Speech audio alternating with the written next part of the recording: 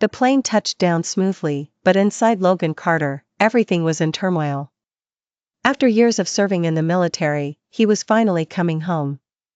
The memories of war still haunted him, etched into his mind like invisible scars.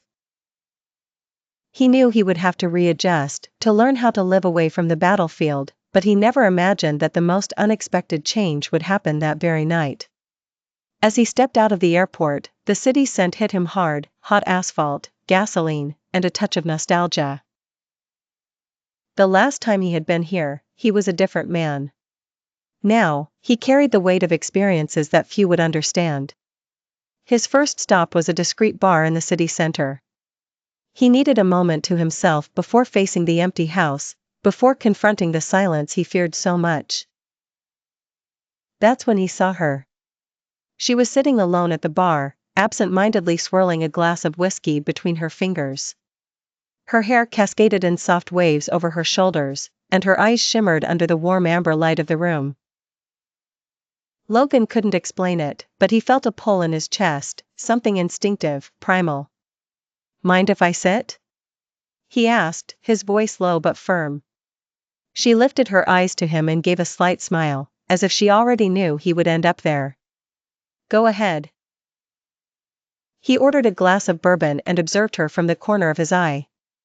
There was something about her that exuded mystery, as if she had secrets beneath her skin. "You look a little lost," she commented, taking a sip of her drink. Logan let out a dry chuckle. "Just got back. From overseas." Her eyes narrowed slightly. "Military?" He nodded. "And you?" She hesitated for a moment before answering. "Claire Donovan. Writer." Her name rolled off her tongue like silk. The conversation flowed effortlessly. Claire had a captivating way of speaking, mixing sarcasm and intelligence in an irresistible way. Logan found himself genuinely laughing for the first time in a long while. But there was something more there. The way their gazes lingered. The electric tension in their accidental touches. As the night wore on and the bar started to empty, Claire leaned in closer to him, her breath warm against his skin.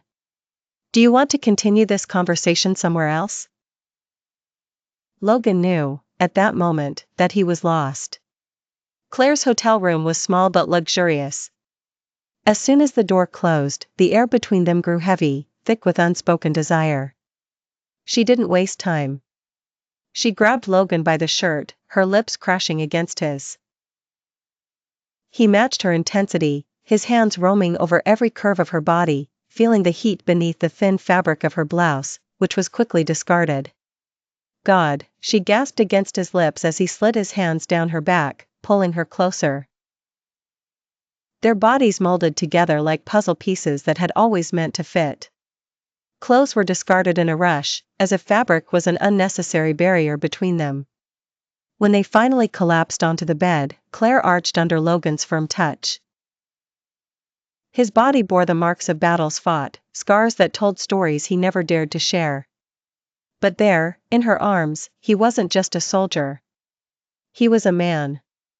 And that night, he surrendered to her as if he needed that moment to remind himself that he was still alive. When the sun began creeping into the room through the cracks in the curtains, Logan opened his eyes and found Claire still asleep beside him. For a moment, he just watched her.